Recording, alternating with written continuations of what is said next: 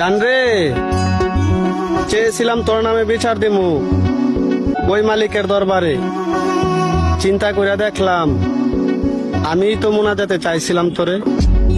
ভাব কইরা তোর সঙ্গে রে বন্ধু, কষ্ট ভরা বুকে